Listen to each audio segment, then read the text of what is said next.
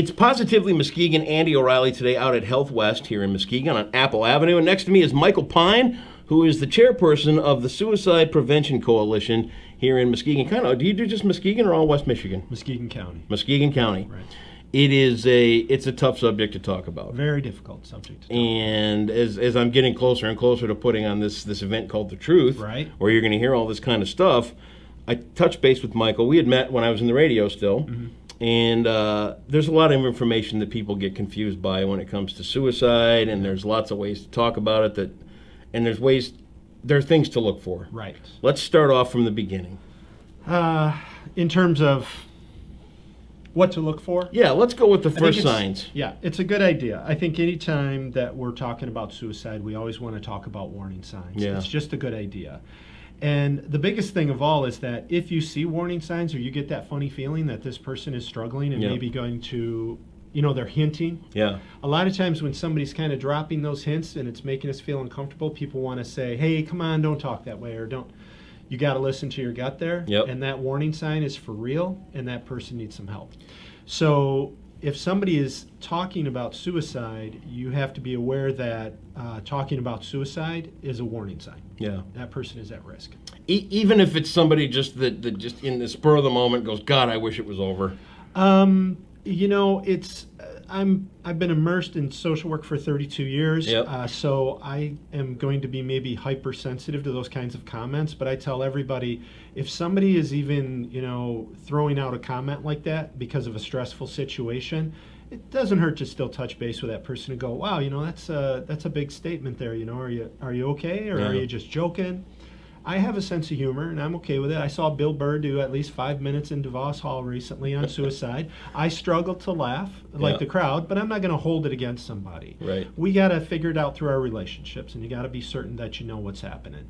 But people who die by suicide typically talk about it before. Do they really? Yes. Because it's one of those things, on the other side of the coin, there are those that close it all up and don't say a thing. The quiet ones that some will say you have to kind of keep an eye out for. Yeah, and statistically, that's rare, except for maybe young people. Okay. Younger people, teenagers, they're good secret keepers, and sometimes they can keep a secret from mom and dad. Older, if somebody in the cubicle next to me at work or on the assembly line, is kind of dropping hints, or, if I didn't wake up tomorrow, I don't think anybody'd really notice. Those types of things older people will do. Yeah. Teenagers or younger people might not, though teenagers almost always talk to a friend. Do they? They might not say it to an adult, but they still have usually dropped hints or said directly to a friend. And you never want to keep a secret. Never. You never want to keep this secret. It's tough because I was in these shoes at one point. Mm-hmm. Yeah. And it's it's leading up to the program and all that stuff. And even if you read the article, you saw a little bit about my past history, and for those who can't vocalize it, who can't say I need help, right, and all that, what's the first step? It is the hardest part sometimes for people who are struggling with thoughts of suicide. Yeah. More often than not, people do not want to die, and they will tell you that. 99.9% of the people who've had a serious suicide attempt, and they've survived it, will tell you they did not want to die. They want to end their suffering, and there are ways, hopefully, to end that suffering. But, so your question is, what about what to do when you get to that point? Yeah. First of all, thoughts of suicide are not that uncommon. They do occur. They happen. It's a symptom, or it's a part of obviously not feeling well, not feeling good. Sure. What we have to do is recognize that it's a mental health concern. It's nothing to be ashamed of. It's not a personal weakness. It's not a personality flaw. It's an illness. Your brain isn't working correctly for reasons. It could be situational. Something's happened in your environment to cause you to be depressed. It could be because the chemicals aren't working right in your head. It's an illness not unlike lung disease, kidney disease, heart disease. We just don't treat it that way yet in our society. Yeah. And what we have to be able to do is say, I need to get some help because I'm not feeling well. And family members or friends, if you see this in other people, you have to be able to say, okay, this is an illness and we should get some help. Yeah. Early intervention works. Yeah. The earlier the better. The longer you wait. People wait an average of 10 years to get a mental health diagnosis. Is that right? 10 years? 10 years. So the average age of onset, if you look at the records, average age of onset for depression in America is age 32. Well, Yeah. I knew a lot of depressed people in high school and college, Yeah, right? yeah. What that means is people aren't getting that diagnosis until Sure, age sure. 32, and they're suffering. You don't have to suffer. Yeah, I don't mean to laugh at the No, length of the believe me, suffering or no. anything like that, but you look at the depression of somebody that's in their 30s and they're starting to realize that life it ain't going to get easier. You know what I mean? That you got to dig and you got to struggle, and Right. as opposed to the college kid who's depressed that they didn't get tickets to the Electric Forest Festival. You know, it's one of those things where it's a hard thing to convince people sometimes. Yeah. I hope younger people are less, stigmatized and are more willing. I like to think that the generation that's coming up treat each other well around mental health concerns. But it's harder, and especially in our older population. And here in Muskegon County, we have a high suicide rate. We have an unusually high suicide rate. You've had a study out Yeah. asking people about that kind of stuff for quite some time now. And I don't know if all the results are in or you can talk about them yet, Well, but it's been floating around and you've got some basic statistics on it. There's a couple of components there. There's a couple of things. We work closely with the medical examiner and public health and the Muskegon ISD and law enforcement. We all come together and we look at every single suicide that happens in the county in detail, except for the autopsies. We All right. don't see any benefit in that.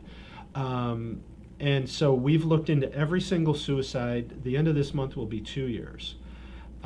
It's given us a lot of information. It's given us a lot of data. And I don't know of any other county in Michigan, and I struggle to find places in America that do this. Okay. So we're definitely getting our data, and we know that we have a problem. And then recently with the ACEs study, Adverse Childhood Experiences. Right, Survey, I did that. Good for you. Yep. And males should be doing it. We've got a good chunk of our community taking this survey, acesmuskegon.org. Okay. And this is a 10-question, quick little questionnaire about trauma you may have experienced, or maybe not. Yep. And you can fill it out either way. Sure. What the early results are showing is that we live in a traumatized community. And what we do know is if you've had adverse childhood experiences, some abuse, some neglect, a parent who happened to be in prison or incarcerated, you're more likely to have poor health outcomes. And we're talking, physical health concerns, obesity, drinking problems, as well as mental health concerns. Sure. COPD, lung disease, other physical health It problems. all adds up. It does. We are in a county that has very poor health outcomes for the state of Michigan. We're ranked at the bottom, some surveys. And we have surveys that are showing us that this community has a lot of trauma. And that relates back to the suicide rate. We have a suicide rate that's about 65% higher than the state. We have a suicide rate that's 70% higher than the nation. These things are all connected. And this is about not what's wrong with us, but what has happened to us. Yeah. And then how do we move forward? How do you move forward on it? And it's a tough thing to do. Very tough. And it's extremely complex, and it never boils down to one issue. No. It's never just bullying. It's never just the mortgage, the housing collapse. It's never just divorce. It's a complex issue that deals with mental health concerns, and so it takes a conversation. Sure. And it takes a lot of work from a lot of people to turn these things around. And it's not going to happen overnight. It will probably not happen overnight, but we're learning. When you start to learn about yourself and you go, oh, I see why I'm acting that way, or I see why I have that alcohol problem, that helps you maybe climb out of things. I see September 8th is coming up, which is Suicide Prevention Day. September 8th, World Suicide Prevention Day. Actually, World Suicide Prevention Day is the 10th, but we couldn't get the Beardsley Theater for the 10th. So we're celebrating World Suicide Prevention Day on the 8th, which is a Thursday. We're going to have the Suicide Awareness and Remembrance Walk downtown Muskegon at the Roundabout, 5:30. Show Okay. up. Mark your calendar. Please come down. If you've lost somebody to suicide, last year 225 people came. No kidding. Most of whom had lost somebody to suicide, wanted to know more about suicide, and it's a good group. Yeah. It's a good event. And we spend very little time in terms of there's program, a couple of people speak for a few minutes, but we have a walk, and it's an opportunity for people just to come and hang out with people who've shared a similar experience. Sad, but it seems really beneficial. And I want to throw in for what it's worth for me, you know, just celebrating a sobriety anniversary and all that stuff. That group support is essential. Because between addiction or thoughts of suicide or anything like that, everybody thinks they're alone. Right. It's such an it's an isolation issue. I'm the only one with these problems. I'm the one that can't get these fixed. I'm the one. And when you just get that gist of the fact that other people go through the same crap you do, and that's, you know what, I come from AA meetings, and we don't, crap is crap, and everybody goes through it. But once you realize that there are others out there that struggle the same way you do, it starts to get easier. Yeah. I think people were really surprised when they came down to the first year and the second year, certainly. It was one of those things where you think, okay, we're going to have a walk. We talk for 10 minutes, 20 minutes. A few people tell their story. Yep. And it's like, okay, we're going to walk. Well, people were talking. People didn't necessarily want to move along. Right. And I don't know that people went down there to do that. Right. I think it happened spontaneously, but I think that's the benefit. However it happens. And if you haven't lost somebody to suicide, we still want you to come down. Sure. We want people to participate in this. And then that evening, September 8th, 7 p.m., the doors open at the Beardsley Theater, which is inside the Frohenthal Complex. Been there. We've got an open mic live spoken word event. Cool. Words Out Loud Poets Society of Muskegon is making that event happen. And the evening the theme is going to be about being hopeful and the future, and we're gonna end on a high. We did it last year. It was extremely successful.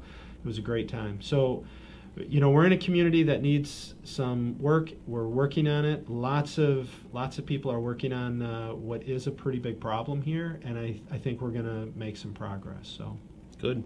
I appreciate the opportunity. Well, thanks for coming on and talking about this. I'm kind of, I kind of come off a high when it's my anniversary of sobriety and everything that had changed since then. And I look back at that day. Yeah. It was my birthday. It's my 30th birthday. I was within seconds of ending it. And, I got that moment of pause that said, hey, your dad gave you this gun, and he's going to have to live with that. Mm-hmm. But there are just people out there that don't get it. Right. And, for Positively Muskegon and everything that we try to, hey, this is good, this is fun, look what this person did, we do have to get to the root of some of these issues and get it fixed. And for those people who may be struggling, who may be watching this, because they're out there, and we know that they're out there. Yep. A phone number, I'm going to give a phone number, 1-800-273-8255. So 1-800-273-8255. And there's a texting thing, too. Texting, if you're more comfortable texting, this is a wonderful texting crisis line. And you don't necessarily have to be suicidal. Maybe you're just struggling and you're in a crisis. These are great people. If you text 741-741 and just say, hey, I need to talk, I need some help, there's going to be a live human being at the other end of that text, and they're going to be very, very helpful. And so we always want to share the phone numbers and the resources. So you're not alone. And for those people who have lost somebody, a loved one, to suicide, I just want to reassure people that that individual did not die in order to hurt you or cause grief in your life. I know it's hard and I know it's a struggle, but that person wasn't trying to ruin your life necessarily. They were struggling with their own mental health concerns and their difficulties, and they were trying to end some suffering, and they chose a way that unfortunately causes grief and causes more. Tough stuff. Very. Michael Pine, September 8th, make sure you're there. We'll put all the details here on Positively Muskegon as we get closer and closer to the truth when we're going to put our big event down. And you guys are helping out with that amazingly, we are going to help you however we can. So as we get closer and closer to that, you'll hear more stories about this and better ways that we can get Muskegon turned around. Mike, thanks for your time. Congratulations on your sobriety. Good to see you again. Thank you very much. I'm glad you're with us. I'd like to say I could take credit for it, but I just can't. Everybody out there knows what I'm talking about, so we're good. Sir. Next time, September 8th, right here. Thanks again.